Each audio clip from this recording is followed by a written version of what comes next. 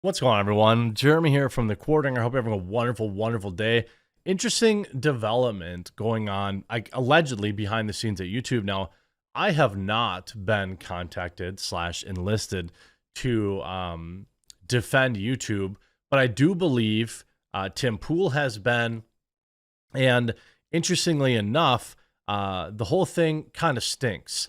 Apparently, Susan Wojcicki or YouTube is trying to enlist YouTubers to lobby on their behalf for Section 230 to protect the current iteration of Section 230, which is what social media platforms use to avoid any kind of culpability for things on their platform. The reason they use this for culpability or to avoid it is by saying that they simply provide the platform and they are not indeed a publisher.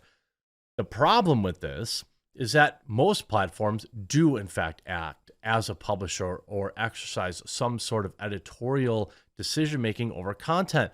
YouTube does not simply allow people to post content on their platform. There's all sorts of algorithms in place. There's shadow banning, deboosting, then there's boosting content. They've got their grubby fingers all over every piece of content you see, which is including why it's so difficult to find videos from independent content creators like myself, which is why people who subscribe make such a huge difference. And so I hope that you'll continue to do that. Section 230 is something that is necessary.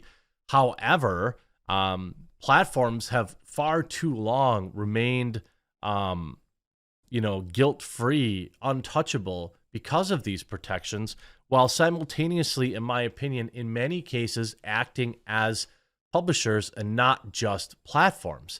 And that's where the difference lies. This starts as a tweet from Tim Pool, and I want to talk about this because obviously it's important to me. It's important in terms of freedom of speech, and it's important in terms of people actually being able to compete on YouTube and grow their own content. So Tim puts out this tweet the other day, and I had bookmarked it because I wanted to cover it, and then obviously Kanye happened. Tim Pool writes, Google is trying to get YouTubers to lobby on their behalf to protect the current iteration of Section 230. You'll notice videos and social media posts defending it. These are not organic. I have another call with Google today. And you see Sargon of Akkad saying, the way YouTube has treated its content creators, why should we come to its defense? We have been deplatformed, demonetized, tyrannicized by an extremely restrictive set of editorial policies imposed by Lord Susan Wojcicki. Section 230 was supposed to prevent this. And I 100% agree. Section 230 is essentially, in spirit, a policy that is supposed to allow platforms to avoid, let's say somebody posts something heinous on their platform. It protects them from getting sued into oblivion. Okay.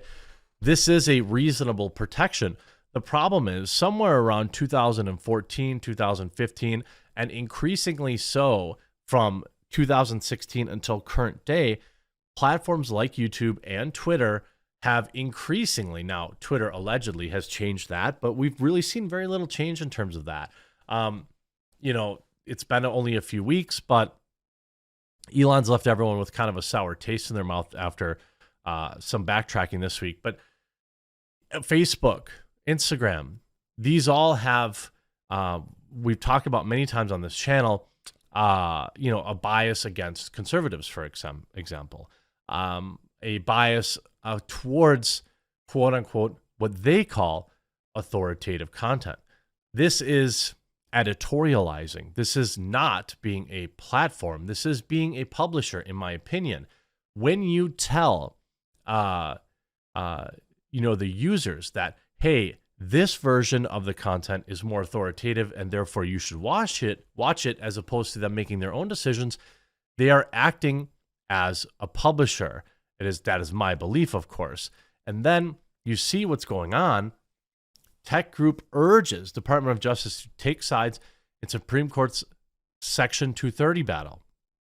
This is just from a few days ago. This article here, tech firms send Supreme Court a warning. This from 9 hours ago. Tech firms are warning Supreme Court that weakening liability protections for online speech could put all types of service providers, including those operating offline, at risk of costly business-wrecking litigation.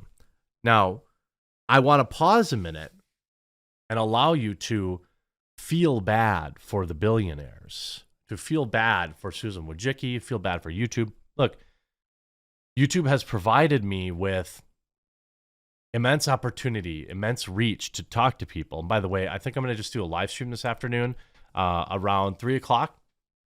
So I hope that you'll stop by and hang out. I think everyone's kind of a little burnt out in general. So I thought that might be kind of fun to just have a chill stream. But, you know, they're trying to say like, oh, wow, if you open us up to more litigation, then this is going to be bad for you.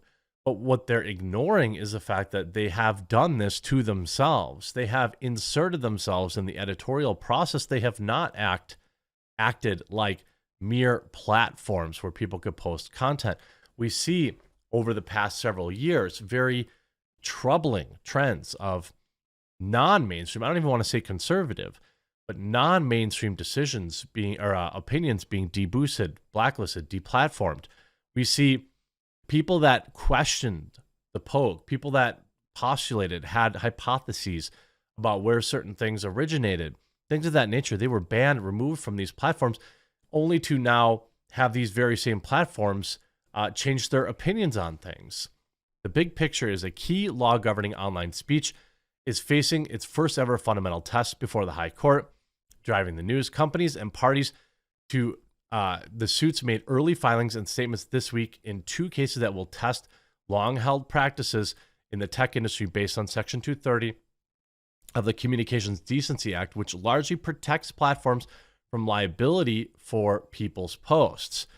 Twitter versus Temina asked whether platforms can be held to violate anti-Terry laws if they have policies against pro-Terry content. And then you have Gonzalez versus Google, which is relatives of the victims of another attack are suing Google on YouTube for allegedly help turn viewers into these extreme views people. Now, people are saying, you know, by eviscerating any meaningful limitation on aiding and abetting liability, it threatens a multitude of third parties with liability and public opprobrium for bad acts, things of that nature. Now, here's the thing. Google will file a formal reply to these cases, and you see, again, tech groups urge the Department of Justice to take sides in Supreme Court's Section 230 decision. It's important, you know, in a letter Monday to Attorney General Merrick Garland, shared exclusively with the Technology 202, the Chamber of Progress urged the Justice Department to file a brief pushing back on calls to hold platforms accountable for amplifying harmful content. This is the frustrating thing. I agree with that. I agree that platforms should have some level of protection if they are acting in a hands-off manner. The problem is platforms like Google, YouTube, like Twitter, like Facebook, they are not simply innocent bystanders, and therefore I don't think should receive the full benefits of Section 230. I think Section 230 should be looked at from two perspectives, not just from a position of changing it, but what about just enforcing it, saying that, look, you're a content platform and you are not acting like a platform, therefore you do not qualify for Section 230 protection anymore. It should incentivize platforms to protect First Amendment rights, but also it's like they want their cake and to eat it too. They have plausible deniability via Section 230, but they aren't acting like that. And that every possible chance they get, they are acting like a publisher and not a platform. Legal experts say the first time the High Court will directly weigh in on the law could have sweeping ramifications for how companies handle user-generated content. The group argued that Section 230 also allows platforms to provide critical services to users, including related to medical services, and that it's crucial for the court not to limit the protections to ensure continued availability of life-saving reproductive resources. What? Again, the Chamber of Progress lists Google, Meta, Amazon, Apple, and dozens of other tech companies as corporate partners on its website, but none of these companies have a vote on our work. The Justice Department did not return requests for comment.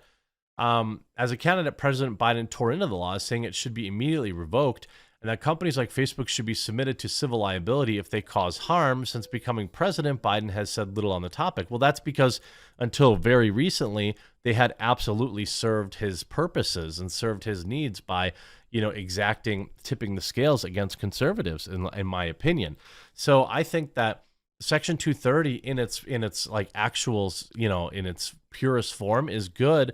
But these platforms have acted like they want their cake and eat it too. So I think, Tim, bringing this up, you should probably be watching any content creators that seem to be shilling for YouTube and Google on this topic, because it is absolutely going to be inorganic. You see Brad Palumbo, and I'm not a paid or lobbied at Google, but I do support maintaining current Section 230. Yes, I agree too, but the platforms aren't acting like platforms, are acting like publishers. And so they shouldn't have the same level of protection, at least in my opinion. Let me know what you think in the comment section down below, and we'll talk to you again real soon.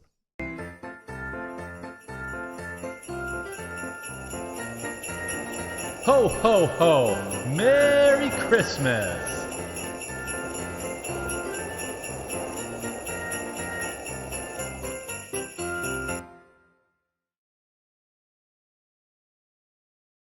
Okay, we've got the Pokemon Advent Calendar. Let's see what is in day 2. It's actually a pretty big spot here, so I have to see.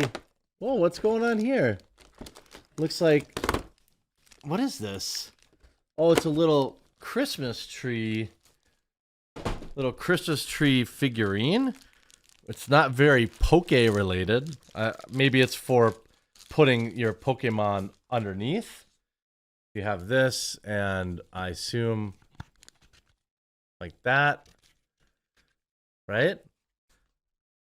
Okay, so we have a Christmas tree.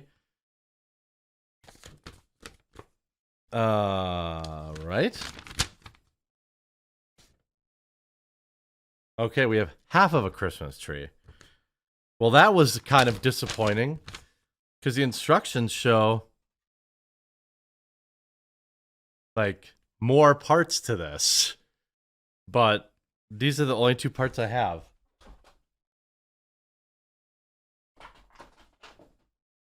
Weak sauce. We'll have to see how this builds up, I suppose.